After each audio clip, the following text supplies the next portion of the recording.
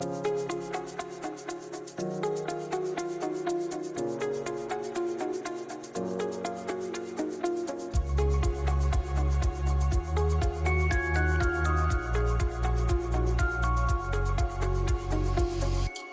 good evening and welcome to the presentation of 3D Rarities. My name is Bob Furmanek. I'm the producer of this compilation, and I'm the founder of the 3D Film Archive. So I'll tell you just a little bit about the archive and who we are and what we do. I began my interest in trying to restore and preserve vintage 3D films about 40 years ago.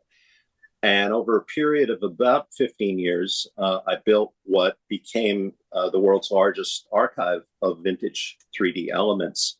I had at one time 30 of the 50 domestic English language features and several dozen shorts and cartoons, and began making them available for screenings and special events around 20 years ago.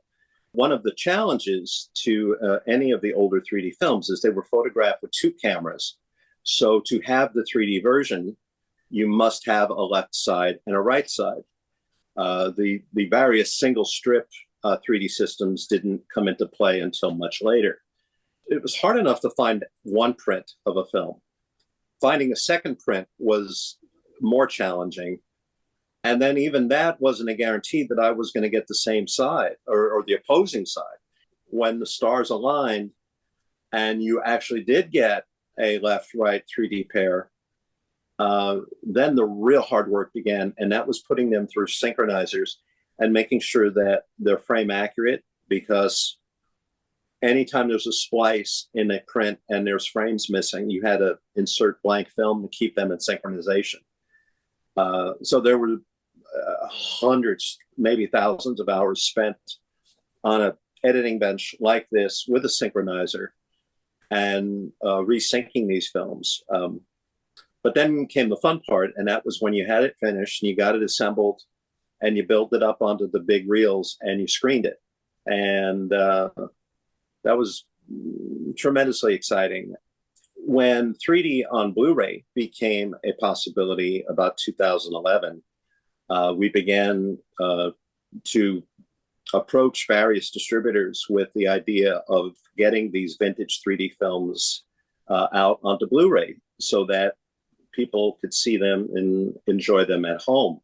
I was constantly getting rejections and people saying that the material wasn't interesting, and it was frankly very discouraging. But if I'm one thing, it's determined. And I didn't give up, and I kept at it. And finally, in 2014, Flickr Alley, a distributor in Los Angeles, California, and Jeff Messino took a chance with 3D Rarities and gave us the green light. And we put together the compilation that you're about to see. Now, there are two versions. The one that you are going to see is a shorter version, runs about 95 minutes, I think. And it was the one that we prepared for theatrical. But we also did a 3D Blu-ray version, which came out from Flickr Alley. And there's about 2.5 hours of content on this release.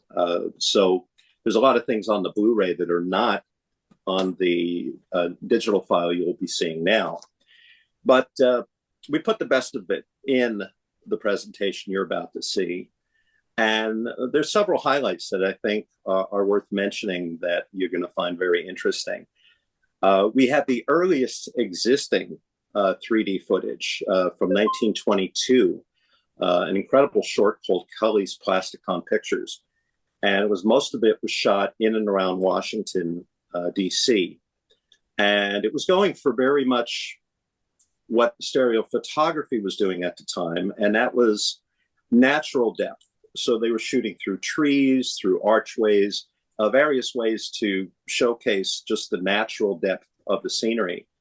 That was not all that well received, because it seemed even very early on, people wanted the gimmicky angle of 3D. They wanted things thrown at the camera. So there were several other shorts and tests done. Unfortunately, a lot of them don't survive. But the next group that you'll see in the presentation is from 1935, footage that was shot in and around New York City by John Norling and Jacob Leventhal. And they were real pioneers in stereo cinematography. And they really gave the audience a lot of that kind of gimmicky off-screen type of things. And the films were very popular. They were picked up by MGM for a series of shorts called Audioscopics in the mid-1930s. You're going to see the first full-color domestic 3D film from 1940 called New Dimensions.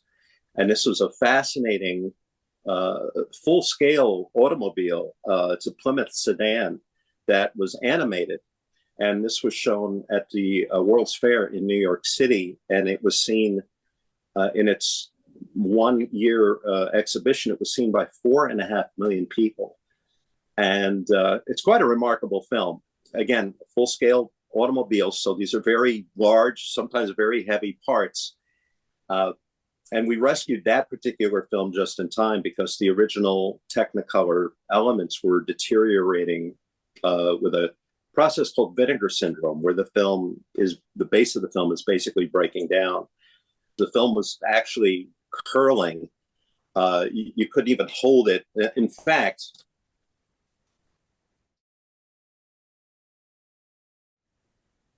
this is not a piece of New Dimensions, but this will give you an idea of what is happening. This is actually some original leader from a 3D print of a Paramount movie called Sangaree. And thank goodness you can't smell this because the vinegar smell is potent on this thing. But you can see it's very curled. It's also very shrunken, meaning that it won't go through a normal scanner. We had to work with a facility in New York City that had modified gates to handle shrunken and curled film. And even with that, it took multiple passes. I think we had maybe 4 or 5 different transfers of the film at different settings that we mixed and matched to assemble the final master. But it was worth doing because it's such an incredibly entertaining film and beautiful Technicolor. And then we break into the 1950s and Hollywood discovering 3D. And there's trailers for some of the films that were done. There's a fascinating short called Doomtown that was filmed in March 1953 in Yucca Flats, Nevada. And it was the atomic bomb testing that was going on. And that film is kind of shrouded in mystery because it had a few play dates in June and July of 1953 and then disappeared. And the theory is that it doesn't exactly present a very positive stance on atomic testing. And we think it might have been suppressed by the government. I can't prove that, but the film disappeared in the summer of 1953, and until I found the elements in 1985 or so, it was a lost film. When I found the elements at a film lab in Hollywood, it was broken up into 4 parts, which was kind of unusual for a 15-minute short. And it was identified on the cans as reels 1A, 1B, and 1D. Well, it turns out reel 1C was the actual blast footage, and that was missing.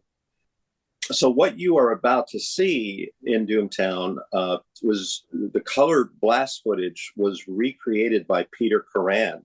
Now, Peter is probably the world's leading expert on anything atomic. And he had gone through hundreds of thousands of reels of vintage atomic footage from that era. And he found these shots that were photographed with the cameras close enough to be actual 3D. Now, we don't know for a fact that those shots were part of the original color Doomtown section.